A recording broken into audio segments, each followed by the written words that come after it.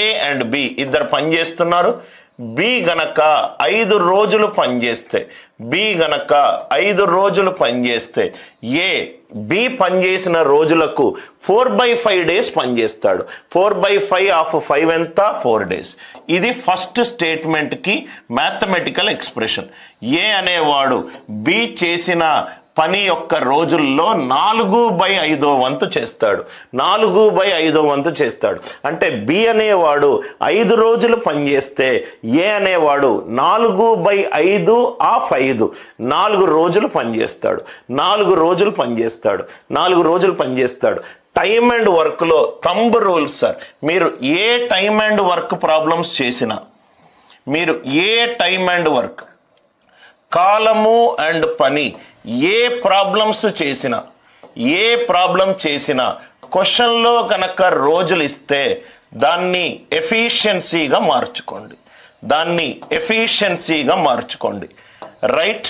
ఎన్ని రోజులు పనిచేశాడు, రోజుకు ఎంత పనిచేశాడు, మళ్ళీ రిపీట్ చేస్తున్నాను. ఎన్ని రోజులు పనిచేశాడు అనేది రోజుకు ఎంత పనిచేశాడుగా మార్చుకోండి. ఎఫిషియన్సీ అంటే యూనిట్స్ పర్ డే. ఏదైతే డేస్ రోజులు గనక క్వశ్చన్లో ఇస్తే యూనిట్స్ పర్ డేగా మార్చుకోండి. చాలా వరకు క్వశ్చన్లను మనము టైమ్ అండ్ వర్క్ చాలా ఈజీగా పెన్ను పెట్టకుండా సాల్వ్ చేయొచ్చు. రైట్? డేస్. సపోజ్గా నేను ఒక ప్రాబ్లంని 10 నిమిషాల్లో సాల్వ్ చేస్తున్నాను. నా ఫ్రెండ్ ఏమో ఆ ప్రాబ్లంని 5 నిమిషాల్లో సాల్వ్ చేస్తున్నాడు. వాడు 5 నిమిషాల్లో సాల్వ్ చేసే ప్రాబ్లంని నువ్వు 10 నిమిషాల్లో సాల్వ్ చేస్తున్నారు అంటే నీ ఫ్రెండ్ నీకంటే ఎఫిషియంట్. ఎక్కువసేపు గనక నువ్వు తీసుకుంటే యు ఆర్ లెస్ ఎఫిషియంట్. అంటే డేస్ అండ్ ఎఫిషియన్సీ అనేది విలోమంలో ఉంటుంది. నేను ఒక పనిని ఎక్కువ రోజులు అదే పని చేయడానికి తీసుకుంటున్నా అంటే నేను తక్కువ ఎఫిషియంట్. అంటే నా ముందు 5 బాళ్ళు ఉంది. 5 బాల్లో నేను ఒక 15 రన్లు కొట్టాను. నా ఫ్రెండ్ ఏమో 5 బాల్లో 8 రన్లు కొట్టాడు. Who is the efficient batsmen? I am the efficient batsmen. రోజులు పెరిగే కొద్దీ రైట్ నా యొక్క ఎఫిషియన్సీ తగ్గుతుంది. ఎఫిషియన్సీ నాది ఎక్కువ ఉందంటే అదే పనిని నేను తక్కువ రోజులో చేస్తాను.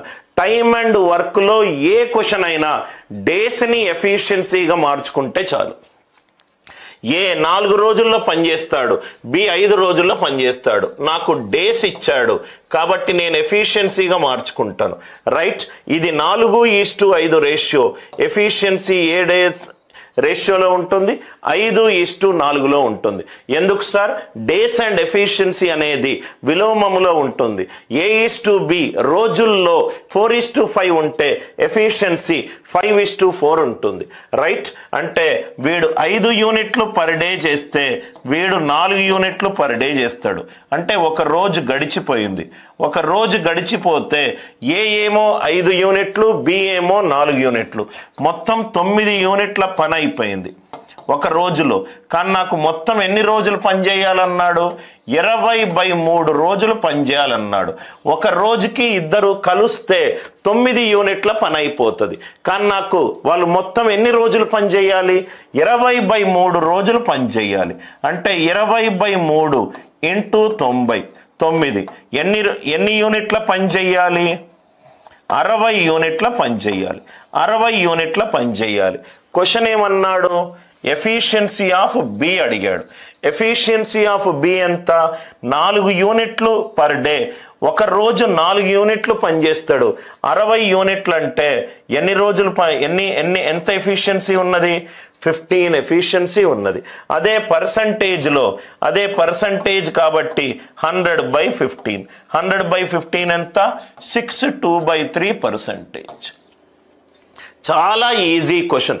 ఏది పెన్ను పెట్టకుండా చాలా ఈజీగా ఆన్సర్ వస్తుంది. ఏ అనేవాడు బి చేసిన పని రోజుల్లో 4/5 వంతు చేస్తాడు. అంటే బి 5 రోజుల్లో పని చేస్తే ఏ అనేవాడు 4/5 × 5 4 రోజుల్లోనే పనిచేస్తాడు. ఏ 4 రోజుల్లో పనిచేస్తే బి 5 రోజుల్లో పనిచేస్తాడు. Days and efficiency. రైట్? ఈ ఎఫిషియన్సీ అంటే యూనిట్స్ పర్ డే. అది విలోమంలో ఉంటుంది. ఎందుకు సార్ విలోమంలో ఉంటుంది?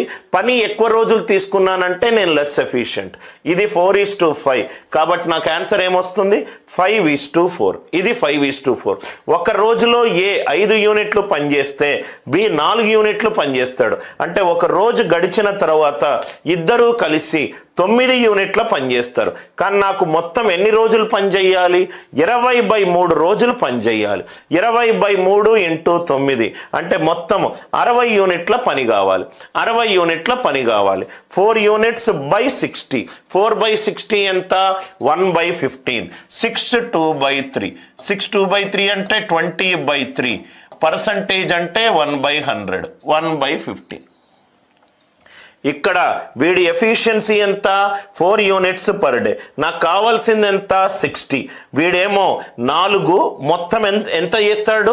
60. 4/60. 4/60 అంటే వీడి ఎఫిషియన్సీ ఎంత? 1/15. 1/15ని పర్సంటేజ్ రూపంలో ఆన్సర్ ఇచ్చాడు. 6/2/3. 6 3s are 18. 18 + 2 ఎంత? 20. 20/3. 21s are 25s are. ఎప్పుడు క్వశ్చన్లో డేస్ ఇచ్చినా దాన్ని ఎఫిషియన్సీగా మార్చుకోండి. కొన్ని క్వశ్చన్లకు మనకు ఏం చేయకుండానే మనకు ఆన్సర్ ఆప్షన్ ఎలిమినేషన్ వస్తుంది.